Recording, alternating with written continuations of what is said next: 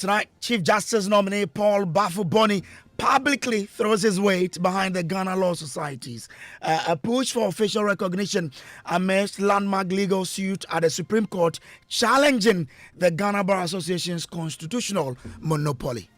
I think it will be in the right or a direction that, because all that we are interested in at the GLC is that you possess our license.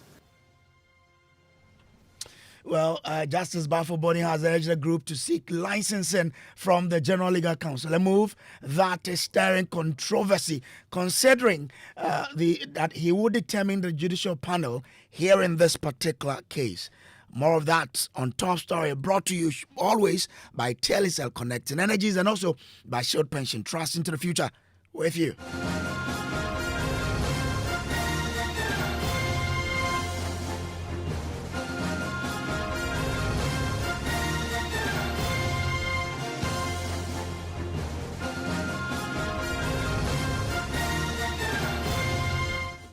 Well, tonight, Chief Justice nominee Paul Baffoe-Bonnie has stirred controversy in Ghana's judicial landscape by publicly throwing his weight behind rival group, the Ghana Law Society's bid for official recognition, despite a high-stakes Supreme Court lawsuit challenging the Ghana Bar Association's constitutional dominance.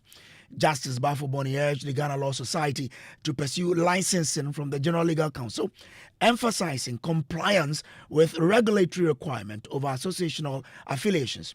Now, this stance comes as a society, alongside others, contest the GBA's long-held monopoly in representing lawyers in Ghana, seeking constitutional reinterpretation. Now, Justice Baffoe-Bonnie's role in empaneling judges for the pending Supreme Court case raises questions about perceptions of bias. Now, he spoke earlier when the society paid a courtesy call on him. The bench is not particularly interested in which association A or association B. What the bench is always interested in is whether we have representation for an accused person. So we normally hear, where is your lawyer, who is your lawyer, and all that. And so, since the case of Tariwaja and the Attorney General,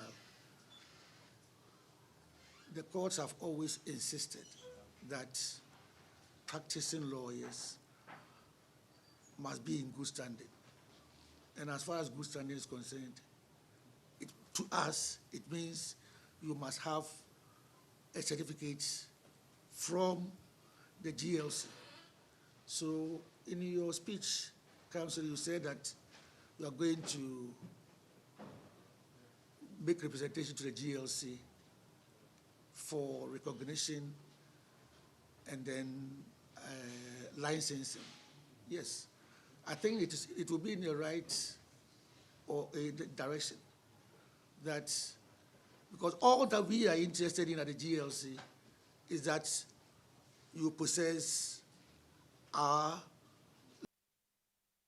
So that was the acting Chief Justice then. A founding member of the Ghana Law Society, Abraham Amaliba, said the society aims to promote freedom of association and the integrity of the judicial arm of government. We are of the view that when we fully come into being, this association will help your administration to ensure that the judiciary in this country takes its rightful place.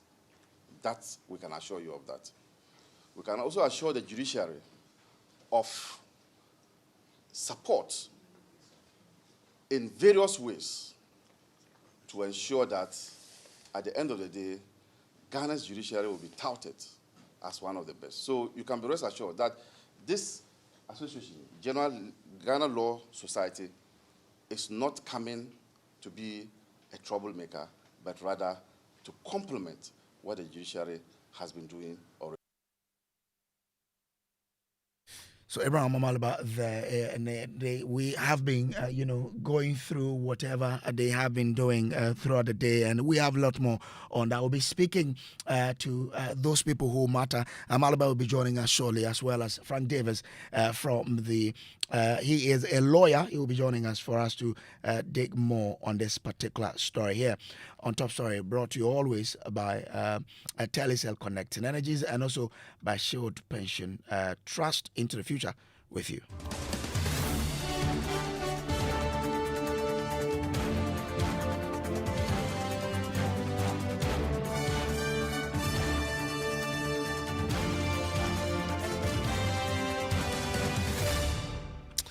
All right, let's do more on this and bring in Frank Davis. He's chairman of Constitutional and Legal Committee of the MPP. Abraham Amaliba is Director General, National Road Safety Authority, but also a founding member of this particular new law society that is challenging this. The Ghana Law Society. They are challenging the constitutional dominance of the Bar Association.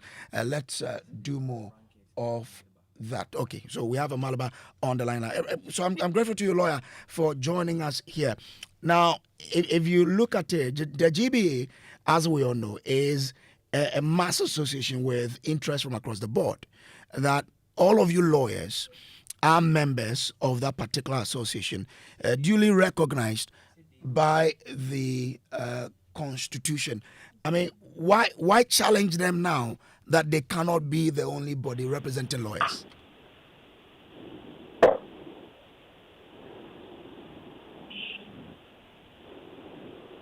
All right. Sorry, I think I have lawyer Frank Davis, who is chairman of the Constitutional and Legal Committee of the MPP. I'm grateful to you, sir, for joining. Now, thank you very much. But let me say something. You need not introduce me for this particular discussion as chairman of Constitutional and Legal Committee. I'm not so you introduce me as a senior member of the Ghana Bar Association. A senior member of the bar. A senior member of the bar. That's fine. And past president of the Greater Accra Bar. Okay. Is there anything wrong if the Chief Justice is urging the Ghana Law Society to seek for licensing from the Legal Council? Well, I can only speak for myself. I cannot speak for the acting Chief Justice. Indeed, he is not the Chief Justice yet. The acting Chief Justice. But I think, with the greatest of respect to acting Chief Justice, this rather attempt to goad the Law Society on and in the process meet them with greater respect to it. It's most unfortunate. This attempt to cause such an embarrassment and discomfort for himself, I think, could have been avoided. This matter is on the brink of being determined in the Supreme Court. They have indeed caused a writ to be issued in the Supreme Court. And the action is pending. You are the acting Chief Justice. You're supposed to be empaneling the bench of the Supreme Court. And when such a matter is pending, then this law society decides to call on you. And you grant them audience and applaud them and encourage them to procure a license or certificate from the General Legal Council to be doing what? I think it's very most unfortunate. But isn't he encouraging due process here? What is due process? You people always talk about due process. What is due process in this matter? That if you want to say you are an association of lawyers, he's saying that seek the licensing to legitimize the association so you can. I am saying that the matter came before his court. The matter is pending. If they thought it was that easy, why would they go to court? The matter is pending. In law, we say it's sub judice. It is pending. And then you, the head of the judiciary, who will be impaneling the bench of the Supreme Court. Is it to say that you have already determined the matter? And to urge them to go and take a certificate from the General Legal Council to do what?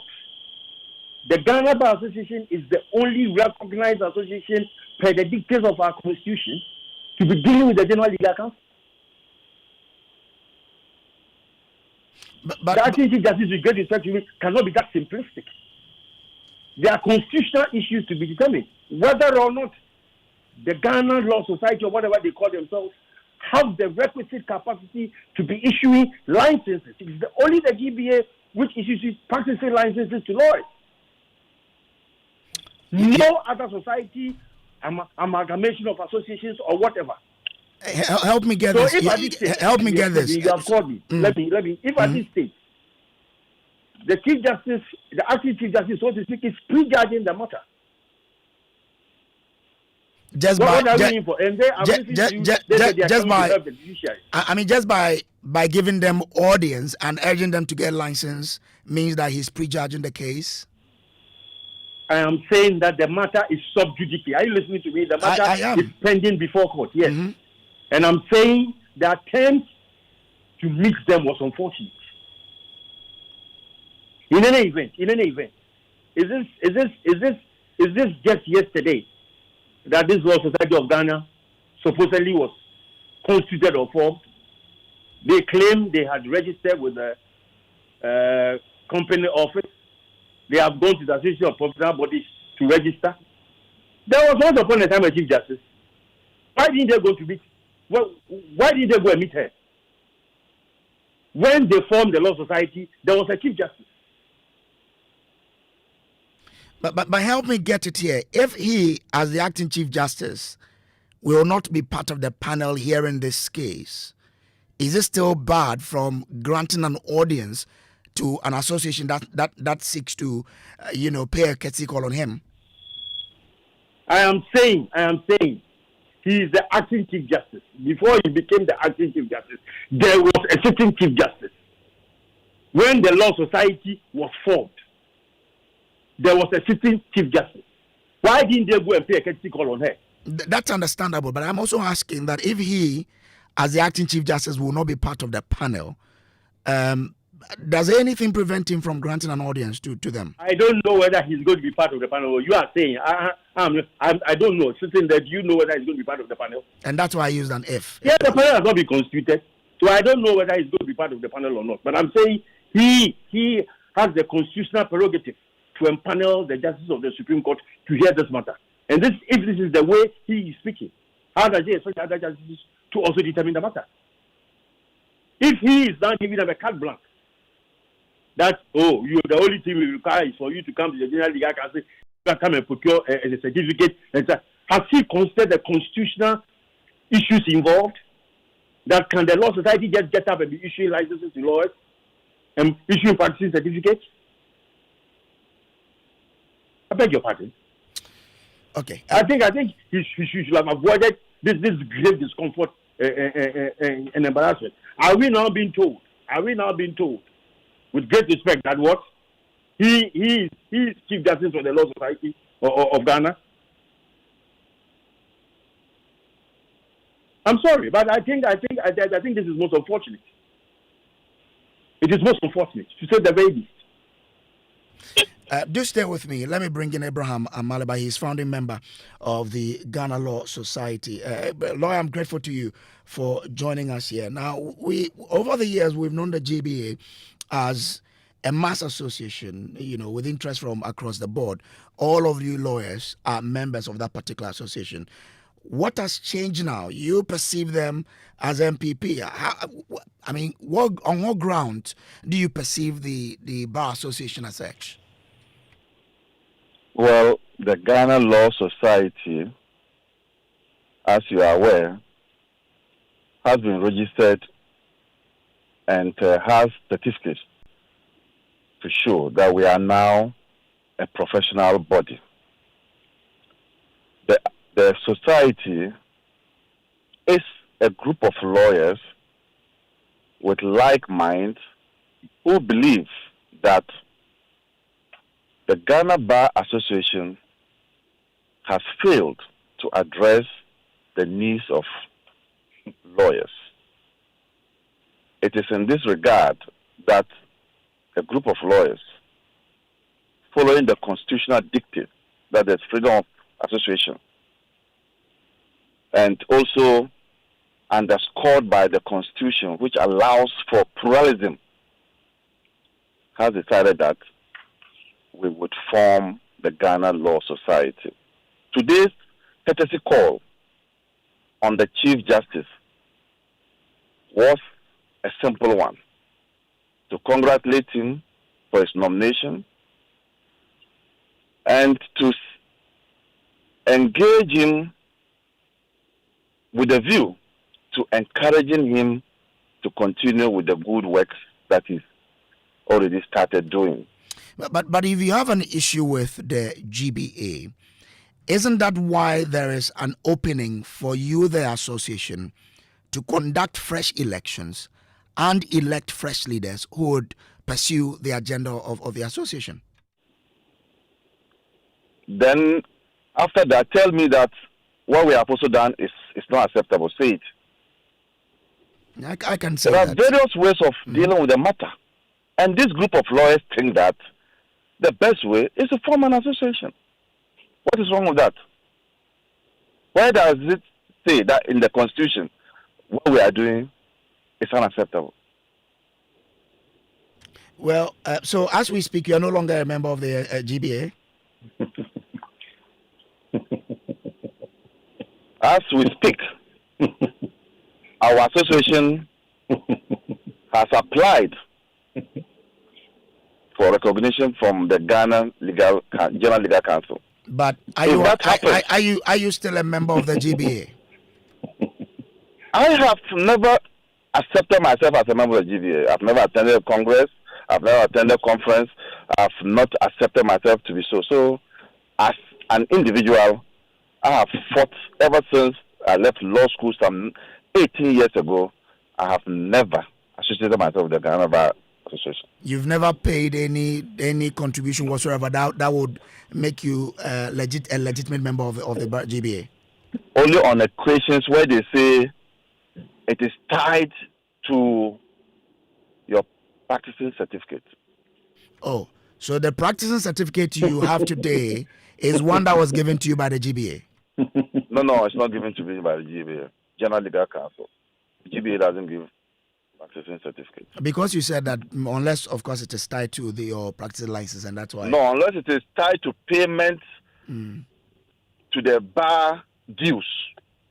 Sometimes they say that if you don't pay your bar dues, you will not be allowed to pay for your license.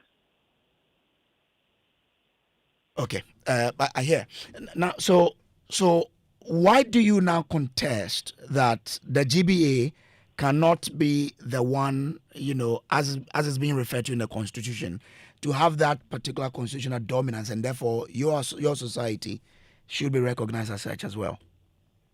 Yes, so these are matters before the court, and I'm sure you are picking from the writ. And I don't want to prejudice these matters in court. These matters will be dealt with when the matter is being heard. But why do you think the GBA is not qualified enough to represent lawyers? The GBA has failed over the years. And you see the posture of my colleague. They are always dismissive. And I thought that as an association, if a group of lawyers within the association are complaining, you meet them and address their concerns. This bar has behaved like an ostrich, would bury its head in the sand and consider some of us who are making those complaints as people who should not be given any consideration. On that, are you willing to resolve your differences if you say that you were thinking that they could have met to address the issues? It's too late today. It's too late. Where we are now, it's absolutely too late. Okay, but let me bring in Frank Davis now. Mr. Davis, so I mean, he makes a legitimate point about the fact that the GBA could have met them to address the issues that they've been raising over the years. Why has the bar failed to do so? Mr. I'm sure you want to say, Kojo. Amaliba, what issues have you brought to the GBA for redress? I mean, come on. What issues, Ibrahim Amaliba? What issues has the Law Society brought to the GBA for redress? I mean, it is really inherently contradictory and inconsistent for Amaliba to sit on public radio and lament that he is not a member of the Ghana Bar Association, yet he applies to the Ghana Bar Association for the Ghana Bar Association to procure him his practicing certificate to practice as a lawyer. And then he comes to sit on radio and says what? How does he get his practicing certificate? He applies to the Ghana Bar Association before he can eke out his living. So it lies very ill in his mouth to come and say that he's never been a member of the Ghana Bar Association. If he decides not to attend bar conferences, that is his cup of tea. Indeed, the Ghana Bar Association is a voluntary association. Nobody is forcing them to come and join the Ghana Bar Association. If they want to go and form their law society, they are free to go and do that. It has happened in this country before. It didn't work. And if he says the Ghana Bar Association has failed lawyers, how many lawyers has the Ghana Bar Association failed? You should tell me. If you are in association, and the association takes a decision, and you are in the minority, you are in the minority. It cannot be the case that if you are in the minority, then the association is not pandering to your wings. It is quite an argument. It's a bit too pedestrian. And I listened on your program to the lawyer who is supposed to be doing this case for them, and he's saying the Bar Association has been taking dues. It does not. When we are going to conferences, they charge fees. Excuse me. I mean, is this the reasoning for forming the law society? So if they form the law society, they will not take dues. They will not charge conference fees. I belong to the International Bar Association. I pay my subscription. When there's a conference, I pay before I go. If they don't understand what they are doing, they should go and read more. If they say the Bar Association is not catering for the welfare of lawyers, what do they mean by that? Okay, Mr. Malbat, let me bring you in again now of lawyers with NDC apologies. They should go ahead. You believe that every member of the Law Society is look, I can tell you on authority, each and every one of them. Each and every one of them. I dare them. Each and every one of them. Well, we knew this fraud long ago. But does it really matter? It doesn't really matter. But I'm saying that they should not skew the issues and say that the Ghana Bar Association is not catering for the welfare of lawyers. If they want to form their own law society, they are formed NDC Lawyers Association. Have you heard anybody say that MPP Lawyers Association? They have formed NDC Lawyers Association. Have you heard anyone say anywhere that there's MPP Lawyers Association? And is this NDC Lawyers Association that they are going to use to form the law society? They should go ahead and form it. Okay, all right. Grateful to you, Mr. Frank Davis there. Abraham Amalaba is still with me. Mr. Amalaba, but I mean, when you were visiting the acting Chief Justice today, didn't it occur to you that you may probably be putting him in a very tight corner? We were not there to discuss any writ file in court. I have indicated to you that we were there to congratulate him for his nomination. What has that got to do with the writ? But of course, that's where he made this comment about you seeking licenses. That has brought all of this up. Then people are questioning that because he's going to empanel the judges to hear your case, he shouldn't have said what he said. What did the Chief Justice say? We indicated to him that this association is in existence, and we have applied to the General Legal Council for recognition. His response was that we need to go through the process. And is that strange? Is that new? He shouldn't have said that. that we need to go through a process to be recognized? How is that prejudicial? So you are not perturbed? I think this type of dismissive attitude, and you see it being put out by Frank Davids, is the reason why today there's a group forming Ghana Law Society. You are leadership of Ghana Bar Association. There is a section of your group that is uncomfortable with things happening in the association. You say, we have not come forward. We have not presented a petition. But you see this group acting and moving away. Common sense will tell you that, can we reach out to these people? Why are these people not happy? Okay. Why are these people acting differently? I'm grateful to you. Abraham Amalibada is founding member of the Ghana Law Society. Frank Davis is a leading member of or a senior member of the bar. This has been Top Story. Up next is Newsnight.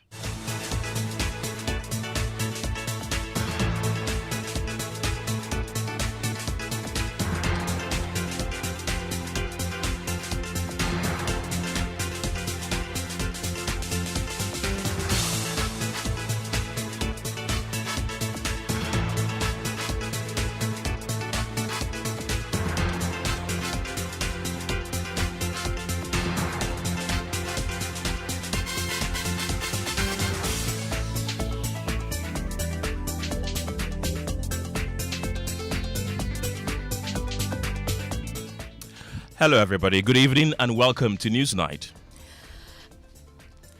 Coming up on Newsnight, Ghana's power transmission backbone is under siege. We'll hear from the Ghana Grid Company sounding an alarm over the escalating threat of illegal mining that is putting the country's national grid at grave risk. We are coming to the point where, in fact, there are some towers that we have had to rush in to do some intermediary reinforcements. Unfortunately, there are some areas that even when our maintenance teams are going, they get shot at, and some of them have had to run away.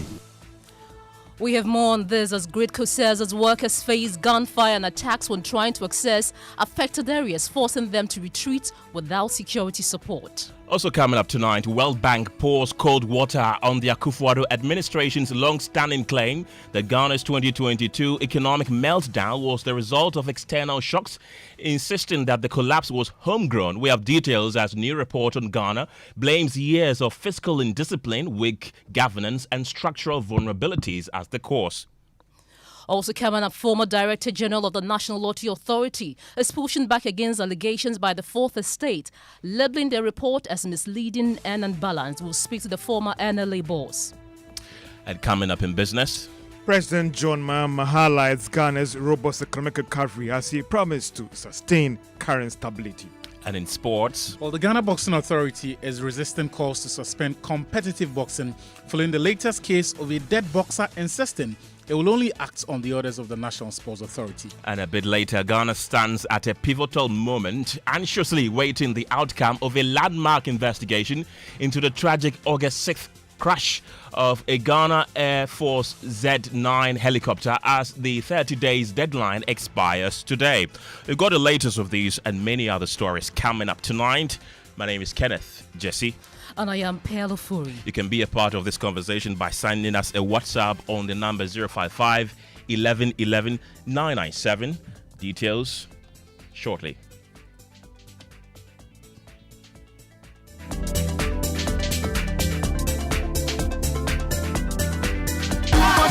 Small money day, big money day, where too much money day. Telecel too much money promo drop. If you dial star 500 hash, then join them. For the Telecel too much money promo inside, you will win 100 Ghana cedis cash for the daily draws, 20,000 Ghana cedis for the weekly draws, then 1.2 million Ghana cedis for the grand draw inside. That be 1.2 million Ghana cedis. You for just reload airtime, then get points with it make you win. Make you dial star 500 hash or go the Telecel Play App top. Then book inside riders give the Telecel too much money promo. Terms and conditions apply. Telecel, connecting energies. This promo will be NLA where they regulate them for the Caritas Lottery platform top. No. You look so relaxed and cheerful these days. What's your secret? No secret, Kofi. I just sorted out my retirement with Shield Pension Trust. You should talk to them. Retirement? There's small time before pension. Share. The earlier you start, the better. And Shield Pension Trust makes it so easy for you. They've got amazing plans to choose from. I even signed up for the Shield Cedi Crow a day personal pension scheme, which lets you save as little as 1 Ghana Cedi a day towards your retirement. Isn't that great? 1 Cedi a day. Exactly. And the best part is, I sign up automatically on the Dachia Pomoden plan, which guarantees me medical insurance when I go on retirement. Hey, you've convinced me. I need to sign up now. Kofi is making a move to secure his future and health insurance when he goes on retirement. What about you? Go to Shield Pension Trust or call us now on 050-915-0253 and we'll guide you through securing your pension tomorrow. Shield Pension Trust, into the future with you. Couldn't sleep at night. Mosquitoes will be whining my ears, bugging me all night long. Till I got a remedy. Now I'll be spraying them away with holy insecticide spray. I go spray them away with holy insecticide spray. When I sleep, me dana with holy insecticide spray. Holy mosquito coil, holy multi-purpose insecticide spray. Ghana Kron Kron. For bulk purchase, call 0302-681582. This advert is FDA approved.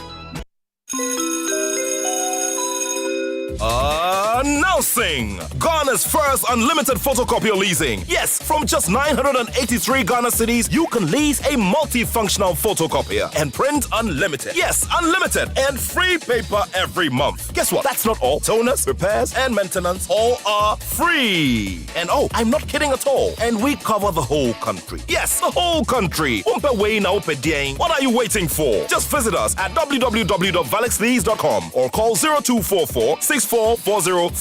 I repeat, or call 0244-644048. Remember, terms and conditions apply. Valix Lease, affordable document management solutions.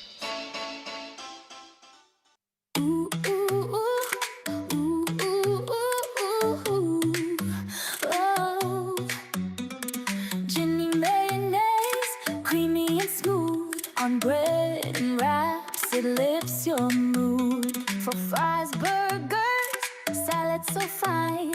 Jenny's the taste that makes you smile. Dip, Kelly Willy, yum chips too. Add Jenny's magic, smiles break through. Chicken nuggets, your warm up every meal.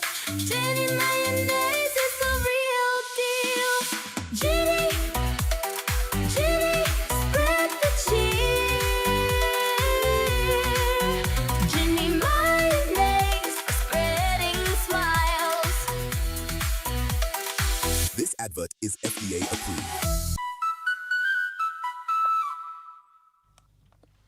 You're welcome back to Newsnight.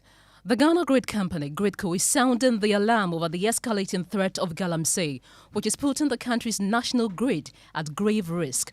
The company says illegal miners are encroaching on critical transmission corridors, digging dangerously close to high-voltage towers and weakening their foundations.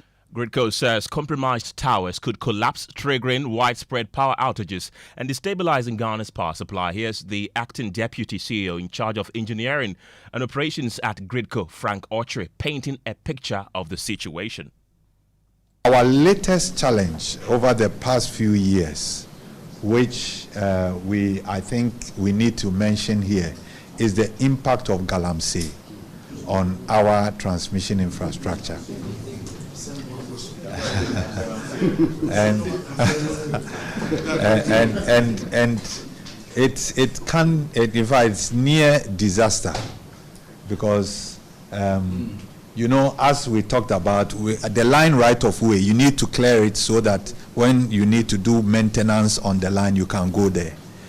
Now the right of way clearing becomes lucrative to galamseyers, and in a number of areas, our people go and see that overnight people come and do their galamseying activities very close to our towers.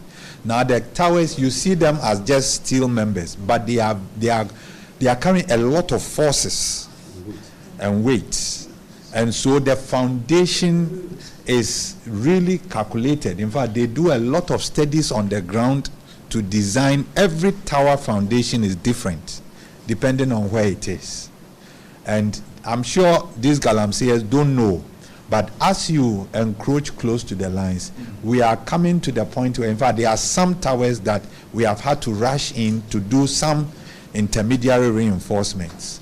Unfortunately, there are some areas that even when our maintenance teams are going, they get shot at, and some of them have had to run away.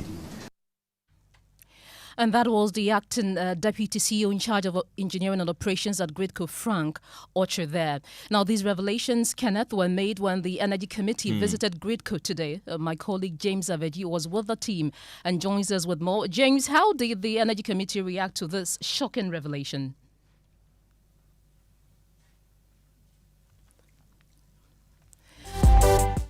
My colleague James Aveji has joined us via Zoom. James, you were with the team that visited Gridco today. How did the committee react to this shocking revelation?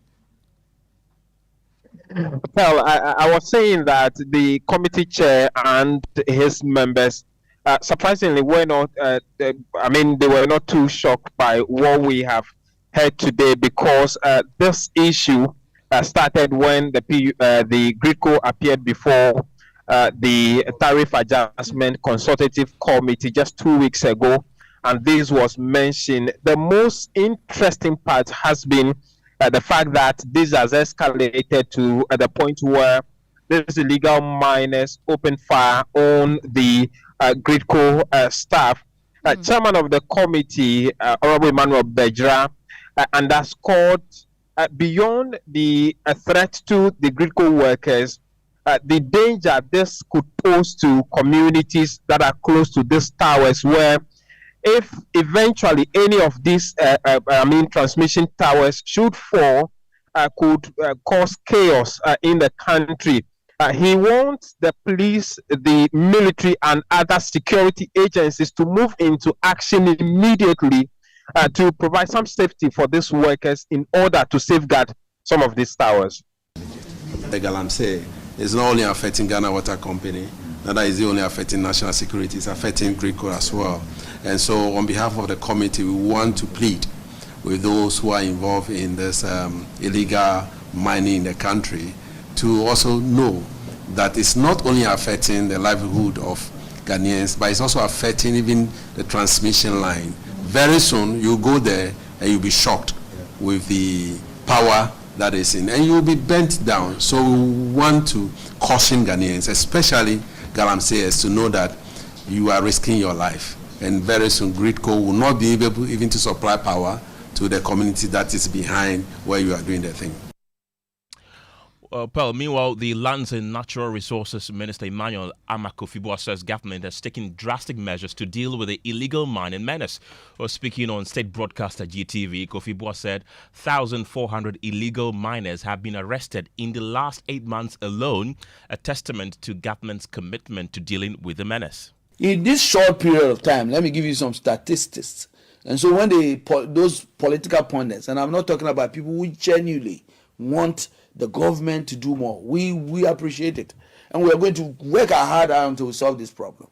But for the NPP people who just damage this thing and we are trying to clean their act, they should give us a break. Listen, 1,400 arrests made in less than 8 months. Guess what?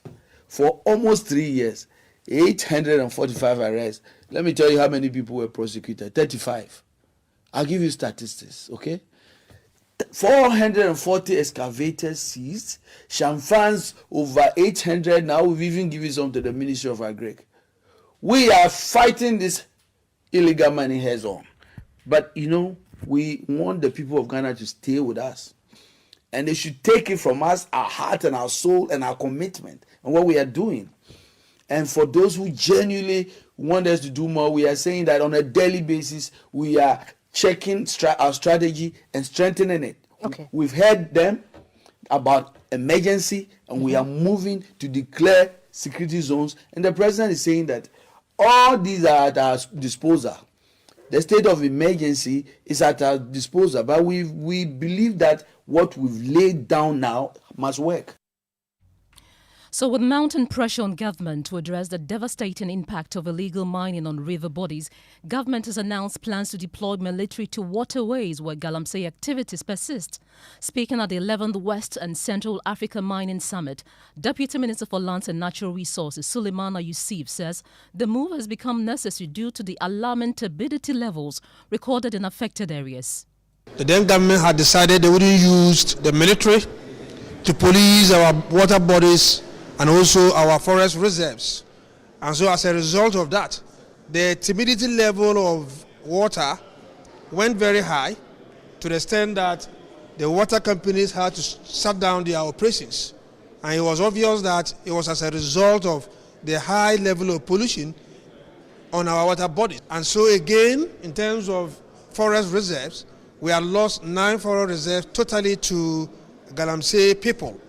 And so the new administration, led by the Minister of Lands and Natural Resources, established what you call the NIMOS. And we've seen some improvement because they are able to flush out those who are on our water bodies. But what we have realized is that they flush them out today, and the next 2-3 days, because they are not there permanently, then they go back. And so going forward, the suggestion is that we're going to have permanent military bases at appropriate places, advantage places, so that as we flush them out, there's that presence there, and so the galamseyers are not able to come back. We're going to do same to the forest reserves because, again, like I said, the 9 forest reserves that we lost under the previous administration, we're able to retrieve them, but there's this threat that as you leave there, the galamseyers want to get back. The way forward is that we should have a permanent base there so that we can also do away with them permanently. And so, like I said, plans are far advanced to ensure that we have permanent military base, advantage places to ensure that our forest reserves and our water bodies are turning into green and blue. Right, and that's the Deputy Lands and Natural Resources Minister Yusuf Suleimana. Meanwhile, the president of the Pharmaceutical Society of Ghana, Dr. Samuel Donko, has raised fresh alarm over illegal mining, warning that the menace has now escalated into a national health emergency. Speaking at the 89th Annual General Meeting of the Society in Cape Coast, Dr. Donko cautioned that contamination of water bodies from galamsey activities threatens the integrity of locally manufactured medicines, putting Ghana's pharmaceutical sovereignty and public health at serious risk. Illegal small-scale mining and its accompanying environmental devastation is undeniably affecting the healthcare of many individuals. Waterways contaminated with mercury and cyanide, lead, copper, and various heavy metals. These environmental crimes have severe health consequences, including waterborne diseases, dermatological disorders, respiratory illnesses, and heavy metal poisoning. However, the impact of galamsey extends beyond immediate health concerns to threaten our pharmaceutical sovereignty. Ghana currently depends on 70% of its medicines from imports. The locally produced medicines require quality water for production, especially infusion manufacturing. When our water treatment plant shuts down due to galamsey-related pollution, we would face a catastrophic scenario, and we will not only import our medicines, but we would completely collapse the pharmaceutical industry, local pharmaceutical industry. Let's go into the telephone lines right now and speak to the Deputy Lands and Natural Resources Minister, Yusuf Suleimana. I also have on the telephone lines Senyo Hosi, who is a member of the Media Coalition Against Illegal Mining. Gentlemen, thank you very much for your time this evening. Let me begin with you, Deputy Minister. I need clarity on this. The new deployment of military, is it different from what your colleague Felix Kwachiofosu made us know some time ago, that they're going to government is going to deploy 44 military personnel to 44 forest reserves. Is it anything different from what you just mentioned?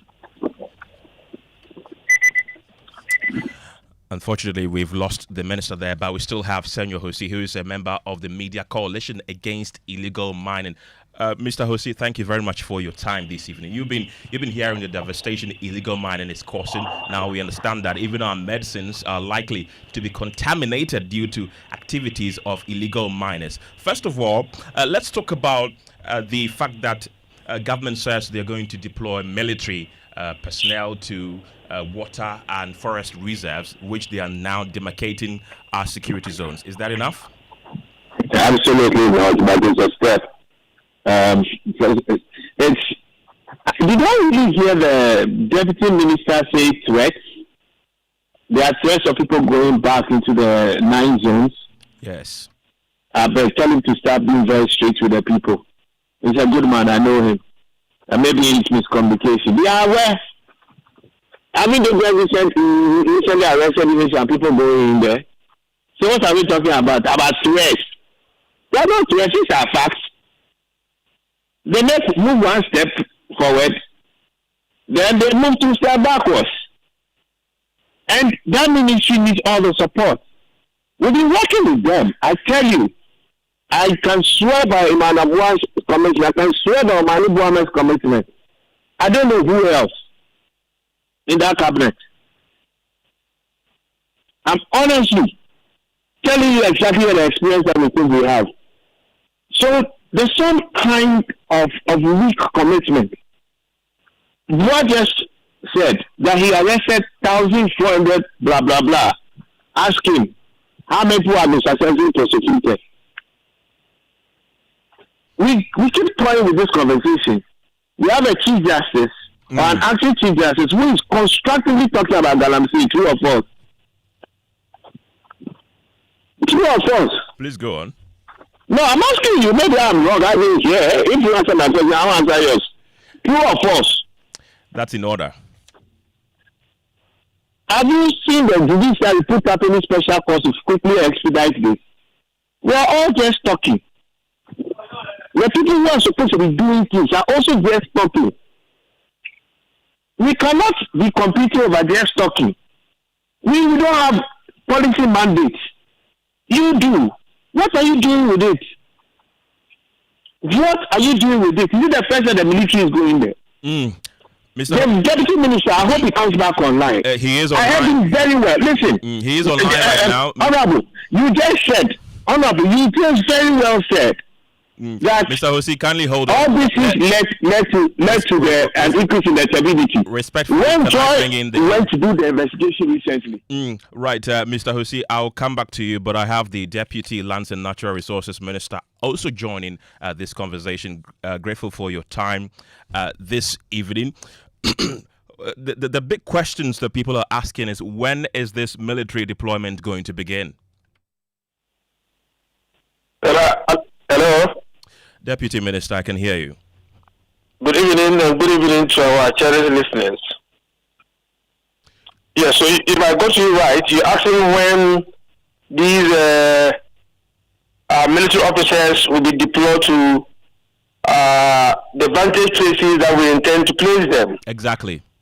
Yeah, so hopefully tomorrow, the minister will be going to the Bono Ahafo region or so, where we have some military men who are being trained for this purpose. Okay. And he's going to, as it were, pass them out. And then as soon as we do that, we will begin the process of getting them to these vantage places. We were with the Minister of Finance, and some budgetary considerations have also been made. So very soon we should be able to deploy them to these vantage places. Can you give us a specific time or date that you are going to do this deployment? Yes, like I said, tomorrow the minister is visiting them. We want to be sure that the training that they are supposed to get, they are done with it. And once that is done, we will begin the deployment within the next few weeks. Okay. Now, your boss, your substantive minister, did indicate yesterday on state broadcaster GTV that so far there have been 1,400 arrests of illegal miners. Do you know the status of these people that have been arrested? Have they been processed for court? What has happened to them? I think it's one of our challenges. Over 1,000 people have been arrested, but the process of taking them through the court system has been very, very slow. And so we also holding meetings with the Attorney General to ensure that there's some speed with the process of getting them go through the legal process. That then brings in the point of a state of emergency, which a lot of civil society organizations, which Senor Hosi, who is also on the line, have been calling for. That if you had a state of emergency in place, you could have set up a fast-track courts, which could have, quickened these persons that have been arrested and would have been given jail terms or otherwise. Now that the state of emergency is not in place, now you're telling us that it's becoming difficult to prosecute. Is it a suggestion that if we don't put in place a state of emergency, we cannot set up a court system that can fast track the process? Is that a suggestion? That's not the suggestion, but the suggestion from the CESOs is that under state of emergency, everything, including arrests and prosecutions, are very quick. Yes, even before you do that, some discussions should have taken place. And so, at this moment, those who have arrested will not be able to even prosecute them. And so we think that let's, put in place a system that can ensure expeditious processing of these people, and then we take it to the next stage. Now, this announcement that you made today, is it any different from what your colleague Felix Kwachiofosu made about a week ago here on Joy FM, that government is going to deploy military to 44 forest reserves to guard the place to ensure that illegal miners do not encroach there? Is it the same or it's different? Yeah, it can be different. What we are saying is that that announcement was made. And when the announcement was made, quickly we started the process. What we were doing was to deploy what we call the numerous, military officials to go around more or less doing some, if you like, monitoring. But we thought that is not sustainable. There are instances where they've been able to flush out people in our forest reserves, some on our water bodies. But when they leave there, they will go back. And so a decision was taken that let's have these military officers stationed at vantage points to ensure that once we flush them out, they are unable to have access to these forest reserves or the water bodies. And that's exactly what we are working to implement. You've already stated the difficulty in getting justice for the persons who have been arrested so far. I want to know their status. Are they still in custody? Where are they, all the 1,400 people who have been arrested? We will be talking to the Interior Minister, because when arrests are made, we hand them over to the immigration people. But what we do check is to find out whether or not they are being prosecuted. And the records we have is that the process is very slow. So I will have to confirm with the immigration, or, if you like, the Interior Minister, to be able to tell where exactly they are kept. Minister, I would like you to hold on at this point and bring in Senor Hosi, who has been listening in to the conversation. Mr. Hosi, are you satisfied with the answers that the Deputy Minister has been given? Do we have Senor Hosi on the line?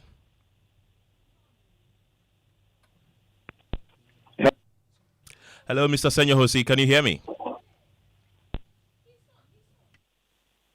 Yeah, what's up? Yes, I can hear you now. I'm asking, are you satisfied with the answers that the Deputy Minister has been given? I'm satisfied with no answers. Tell the one supposed to speak. Look, listen to him carefully. He's a very fine gentleman. Trust me, one of the hardest working people there. Let me finish what I'm saying. He is clearly admitting to the failings of the Interior Ministry.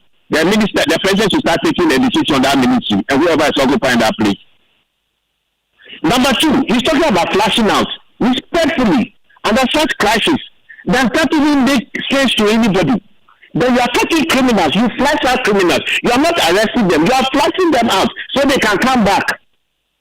And when you should get a state of emergency, which creates room for you to exercise all the powers that you think will conveniently help you achieve the impact and effect that we need for our children, our children's children, you tell us that we are not there. Meanwhile, coming into government, when you are seeking power, you told us it has to happen now. Please, flash out. We've had military, we've had police. You went on air today, Honorable Minister, Deputy Minister. If I heard you very well, they played you back, and you held your opposition government responsible. I have been on record to have called the former president the worst because of his management of this matter. And you indicate that the steps you took led to a rise in the community. Let me tell you where you are. When they went to that rise, the official information that we had was that it was 14,500 NTUs. Okay. Today, do you know where it is? Go to Wanyango. It is almost 95,000. When this country should be processing at 5. Worst case scenario, 20, 30, 100, worst case scenario. We are at 95. So tell me what's been the success of your policy intervention. That even also gives you audacity to even try and start criticizing anybody else. You are the ones who give you the power. Okay. You know very much about the support that you have from the public. You know the trust that we have in you. We hope so much in our governance today. We were happy to vote out the past government. We had lost faith with it. Don't let us lose faith with you. Don't let us lose faith with you. So when you speak, you should speak knowing the sensitivities of the time. Medicines are a problem. Food in those villages are a problem. They are poisoned. Your electricity, grid is telling you that you have a problem. Not just a problem, a crisis. And we're sitting here having conversation, trying to play around lingo. And talking about people arrest. Arrest for what? This government must stop talking and thinking of policy in the terms of inputs. What is the output? If your work so far was correct, we wouldn't get less than 5,000 NTU. That places like the river Ayeso is gone. Places like the river Uti is gone. That Bua, Minister for Lands, can cross over the Ankobra and go into an Mbele. Go and do Nkuma first. And right behind the he himself is crying. Okay. Please. Mr. Senyo Hosi, thank you very much. He's a member of the Media Coalition Against Illegal Mining. And earlier we had the Deputy Lands and Natural Resources Minister, Yusuf Sulemana. Pel, what do we have next? And Kenneth, before we go to business, the World Bank has dismissed the Akufo-Addo government's long-standing claim that Ghana's 2022 economic collapse was driven by the COVID-19 pandemic and the Russia-Ukraine war. In its latest policy report, the bank states that the crisis stemmed from deep-rooted structural weaknesses, fiscal indiscipline and mismanagement, with global shocks merely exposing an already fragile economy. My colleague Max Olagbagba joins me with details from the report. So, Max, what exactly does the World Bank say about Ghana's 2022 economic crisis? Well, Pel, the World Bank is clear. Ghana's 2022 macroeconomic crisis was not caused by COVID-19 or the Russia-Ukraine war. It says those events only exposed an economy already weakened by years of fiscal indiscipline, inefficiency, and poor governance, which has turned the country to the IMF 17 times. We've spent 40 of our 68 years under active IMF programs. They say that easy access to loans and natural resource revenues have encouraged political short-sightedness and fiscal recklessness, leaving the economy vulnerable. Pel. And what other details are in this report? So the World Bank cited the energy sector as a major recurring fiscal burden, costing roughly 2% of GDP annually due to inefficiencies. It says arrears and non-cost reflective tariffs and Cocoa Board's quasi-fiscal obligations and opaque liabilities are also systemic fiscal risks. Again, the report gave some details regarding the 2024 election year. According to them, there were large unbudgeted expenditures of $4.8 billion. That's about 5.7% of GDP. And this reversed some fiscal gains made under the current IMF program. This solidifies earlier reports from the IMF on some fiscal slippages last year, Pearl. And Maxwell, were any recommendations given? Yes, the report urges Ghana to adopt strict fiscal discipline, strengthen revenue mobilization, and reform institutions to rebuild trust. Without this reset, the World Bank says the country risks falling back into the same boom and bust cycle. Maxwell Baba, thank you very much for that. It's time for business, and George Uyafe is here. Well, there we have something from the UN or General Assembly where President John Mahama has been highlighting Ghana's robust economic recovery as he promises to sustain current stability. And Bank of Ghana sells almost $300 million in auction to support the market, the largest since the beginning of this year, as the regulator moves to firmly stabilize the Ghana city. The business news on Newsnight is brought to you by MTN Business. Welcome to the new world of business. Kingdom Books and Stationery, your number one stop shop for all your office essentials, Synthesis tanks and Pepsodent, Herbal and Charcoal. The other day, I visited Kweku at his spunky new office to congratulate him on opening his business. And man, was I impressed. The business is just moving quick. The sales, customers, everything is just working seamlessly. The secret?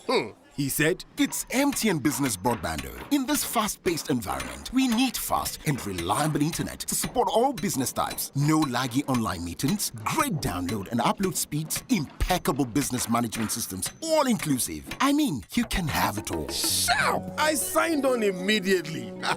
To enable your business stay ahead and stay connected, make sure you're signed on to the best internet made just for businesses. MTN Business Broadband. Sign up today on broadband.mtn.com.gh and manage your account on my MTN app. Call 0244 308 111 for more information.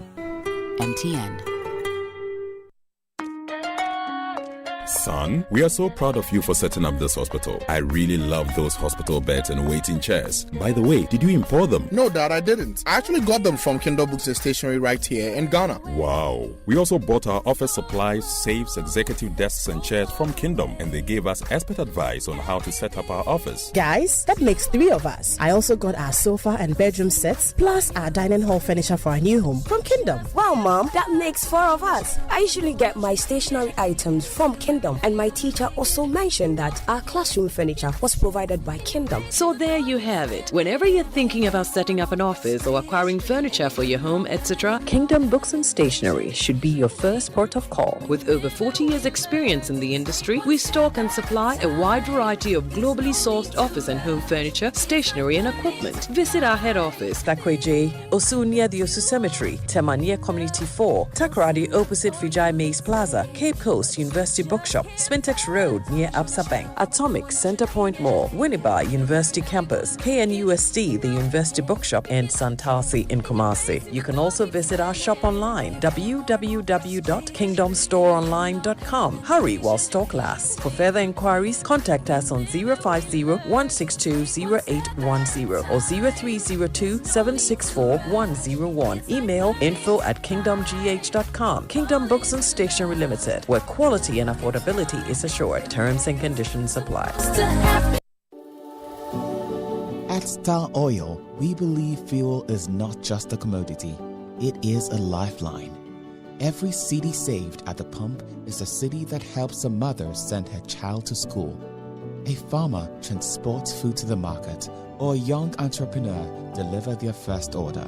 Our mission is to make fuel more accessible by offering consistently competitive prices, helping ease the financial burden on Ghanaian households. In a country where transportation costs can consume nearly a third of household income, this is not just business. It's a social responsibility. Star Oil, still quality and affordable fuels for all. Are you clapping? Are you giving God the glory? Hallelujah! Every day you wake up shouting, my business is not moving. Customers are not coming. But look, my brother, my sister, who are you deceiving? Have you smiled today? Do you have the confidence to smile? Your face alone is chasing people away. Yeah! We all know that the problem is not a spiritual problem. The problem is a dental problem. She was saying, use Pepsodent charcoal toothpaste to remove yellow. Somebody shout amen. Craft your smile with Pepsodent charcoal. It removes stains and whitens teeth. This advert is FDA approved.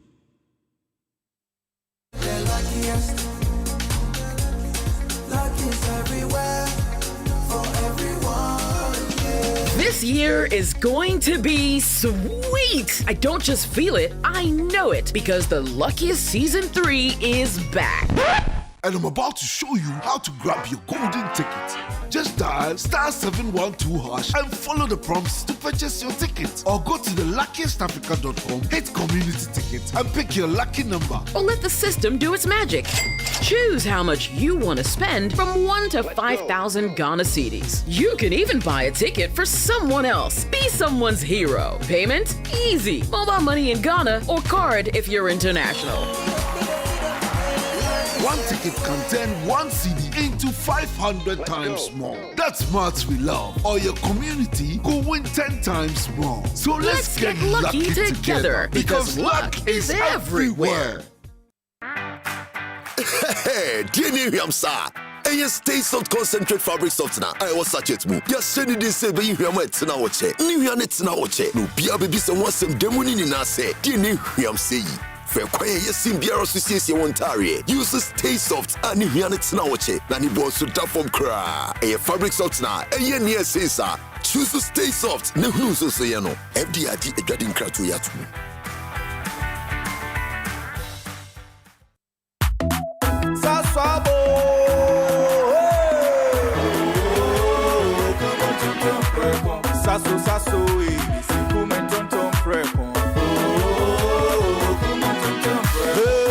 Sasso, mi se fume tonton preko.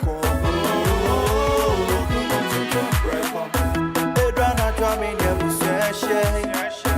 Ye hakesia ne malaria. Minya me kone me sasso spray. Every mosquito study run away. Fume tonton preko. Sasso, mi se fume tonton preko. Fume tonton preko. Sasso. This advert is FDA approved. You're welcome back to Business on Newsnight. Now, President John Mahama has given the firm assurance that this administration will work hard to sustain the current economic stability. He has also revealed that the recent development in the economy has shown that things can be turned around when there is some real commitment. The president said this when he addressed other heads of state at the United Nations General Assembly in New York, United States.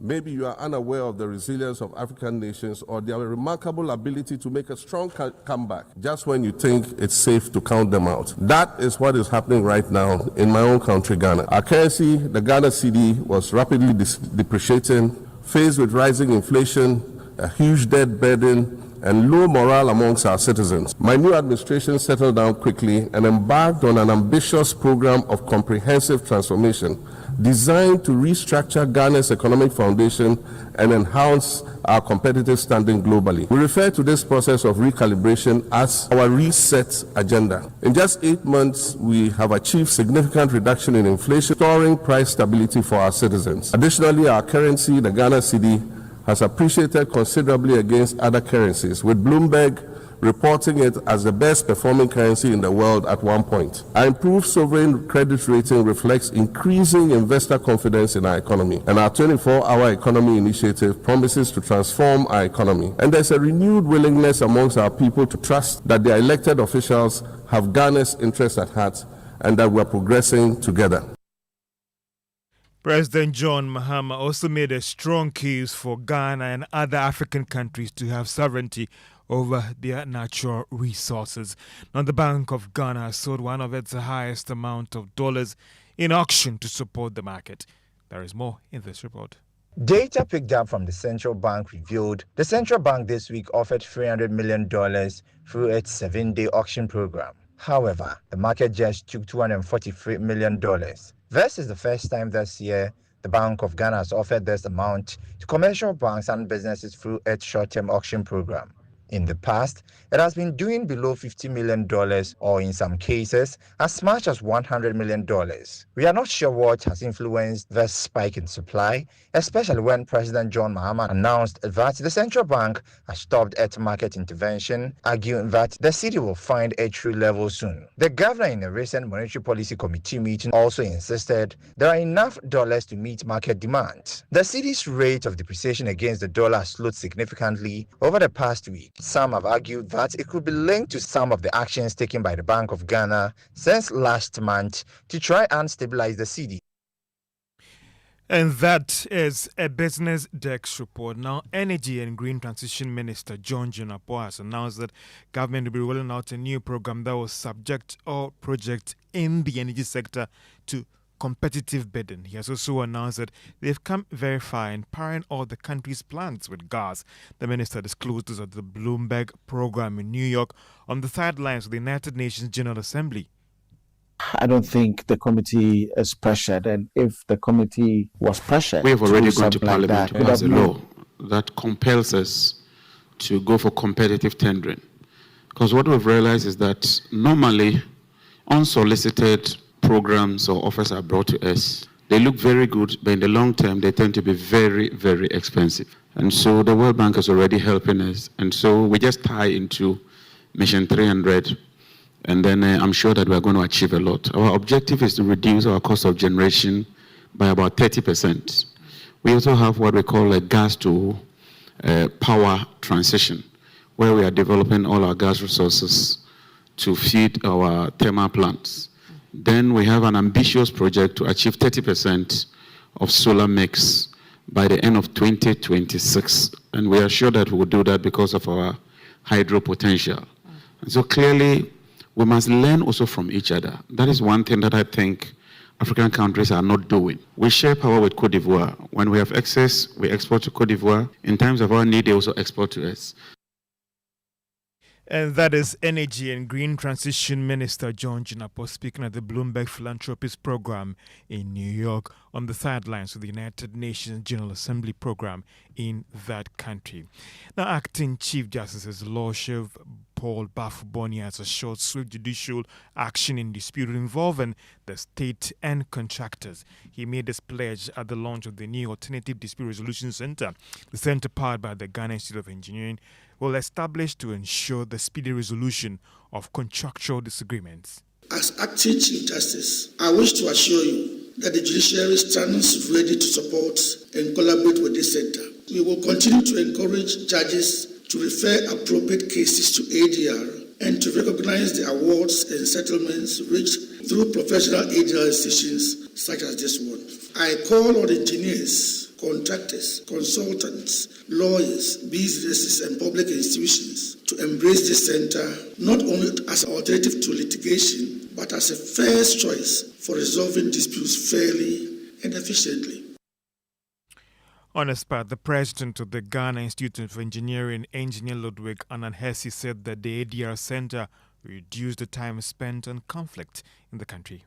The rationale for establishing the GHIE ADR Center is born out of the desire to equip engineering practitioners with deeper understanding of contract administration, especially in taking proactive steps to avoid conflicts and to be in the position to manage conflicts effectively if they arise. It also affords us the opportunity to create a pool of engineers within the institution with ADR expertise, ready, capable, and credible to serve as qualified practitioners in arbitration, adjudication, and mediation. We also see it as a duty to add to the growing national capacity in ADR to handle contractual disputes involving both public and private sector contracts in our country. This will avoid the situation where contractual disputes are handled by foreign experts in foreign countries, often at great expense and with limited appreciation of our local realities.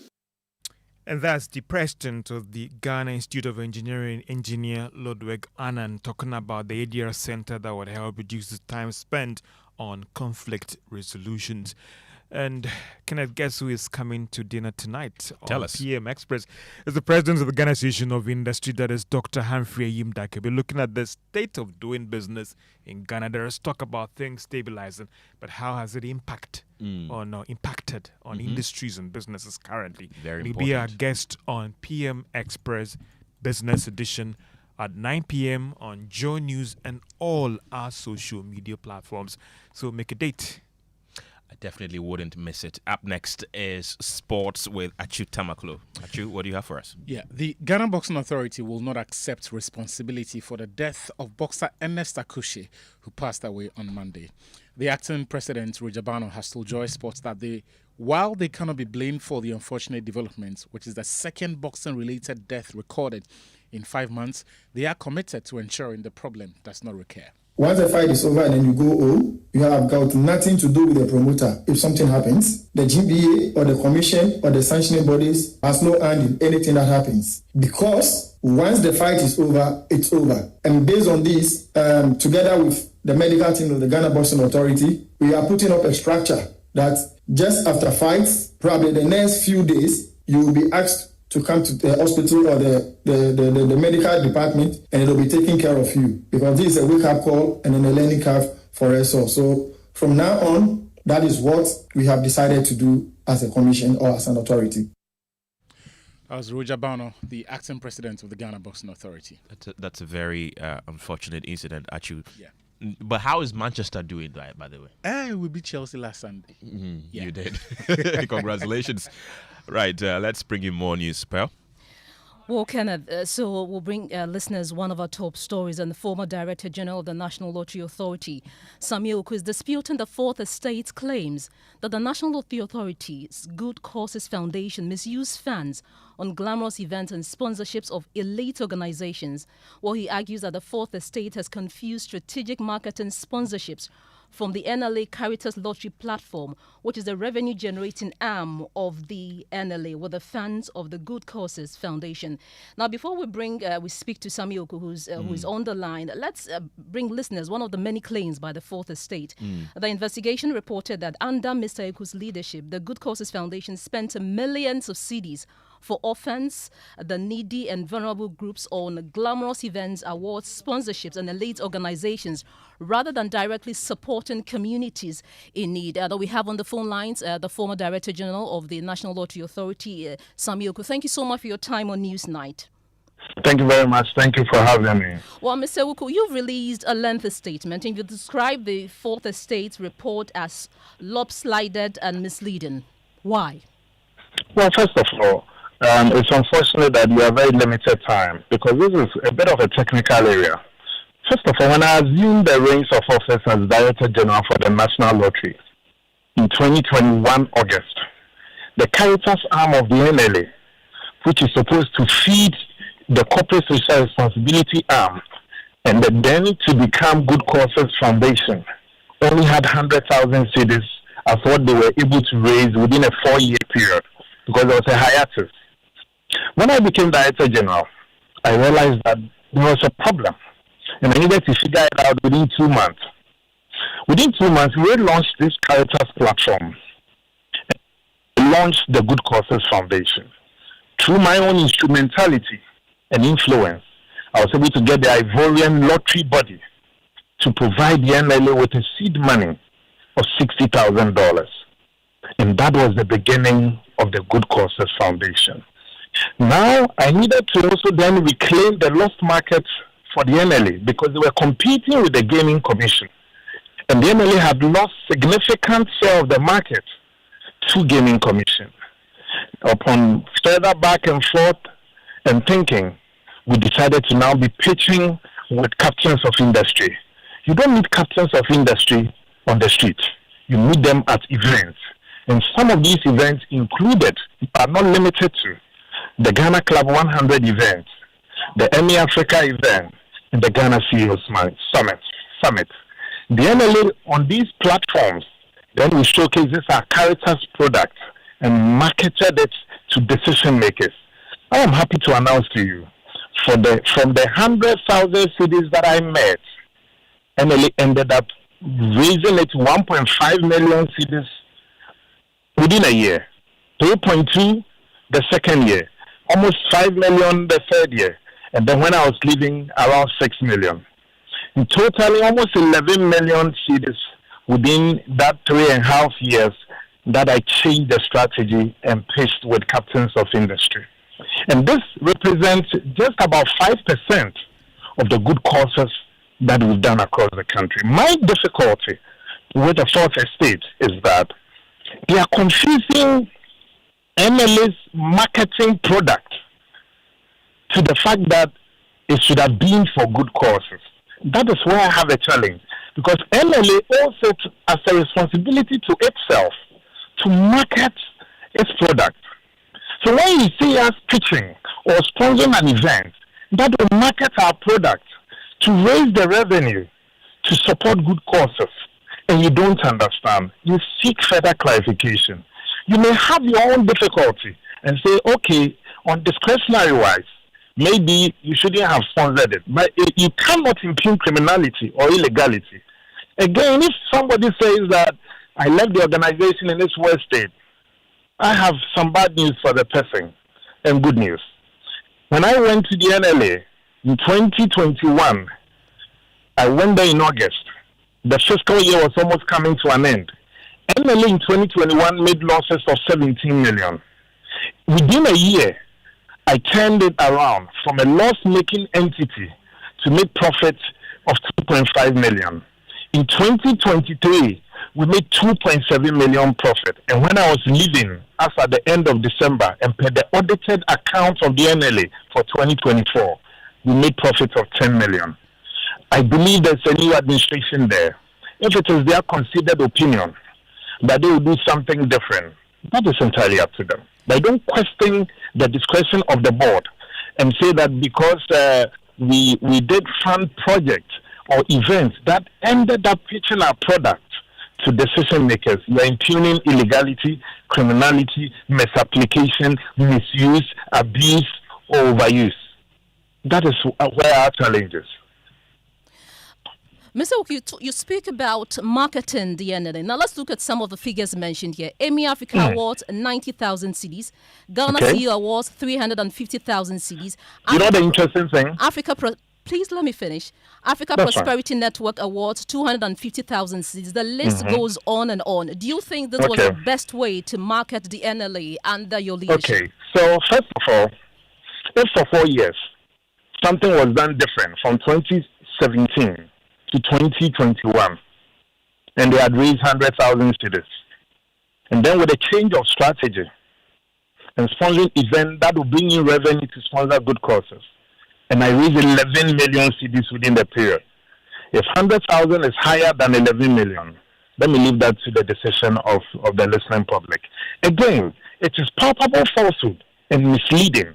If you lump a sum, let me take the donation to the presidency as far as the state match is concerned. My threshold as a director general is 100,000. Any PESWA beyond 100,000 must have board approval. Again, NLA did not sponsor at a goal that 350. NLA sponsored within 2-3 years of these events. So if you lump all of them together and create the impression that 350,000 was lifted at a goal and given to the presidency, that is misleading. Again, Emmy Africa and that of, in fact, Ghana CEO Summit, we did not lift a lump sum. This was over 2 to 3 years where we support, we chip in. They give you the platform. You pitch with captains of industry. And the returns were always amazing. Mr. Oko, my final question to you would be, if you had the chance to do things differently, would you change anything? I did a lot for my staff. If I have a chance, I'll do more for my staff. Mr. Sami Oku, former Director General of the NLA, thank you so much for your time. Pearl, let's head to New York now because President John Mahama has called on the international community to be straightforward about the Gaza crisis, emphasizing that crimes against Palestinians must cease. While speaking at the UN General Assembly, President Mahama criticized the use of vague language to describe the situation, stressing Ghana's commitment to a two-state solution. He reiterated Ghana's support for a negotiated two-state solution, aligning with international law and UN resolutions. He spoke at the UN General Assembly in New York. Madam President, these are dangerous times. Our world is currently experiencing a rise in nationalism and economic instability. There's a general breakdown of multilateralism. Various acts of aggression have been committed against the sovereignty of others, and nations are attempting to circumvent the very safeguards that were put in place to prevent large-scale global conflict. These conditions are all too similar to the ones that led to the League of Nations' failure in fulfilling its mandate. The denial of visas to President Abbas and the Palestinian delegation sets a bad precedent and should be deeply worrying to all member nations of the United Nations. Right, so that there is President John Dramani Mahama moments ago at the United Nations General Assembly in New York City, United States. Well, the clock has run down on one of Ghana's most high-stakes investigations in recent history as the deadline for the official probe into the catastrophic August 6th crash of a Ghana Air Force Z-9 helicopter expires today. Well, the Chinese-built helicopter fell from the skies in unexplained fashion, plunging Ghana into mourning and igniting a storm of questions about the integrity of the Air Force's fleet. Well, in the wake of the disaster, Acting Defense Minister Dr. Cassiel Atoforson moved with urgency, announcing the creation of a high-powered investigative board. Well, the investigation was mandated to complete its work within 30 days, and that deadline has expired today. And of course, this is a developing story, Pearl, that we will be following through to see how it ends. And that ends it for Newsnight tonight. But before we go, though, let's share with our listeners what some of them have been sending to our WhatsApp platform. Pearl? Well, one from Taco in Sunyani says, declaration of a state of emergency as a tool to stop galamsey menace is not the only way the canker can be dealt with. It's just a matter of time before this thing stops. And that's it for Newsnight tonight. Thank you very much for being a part of the show. My name is Kenneth. Gyasi. And I am Ofori. Have a good evening.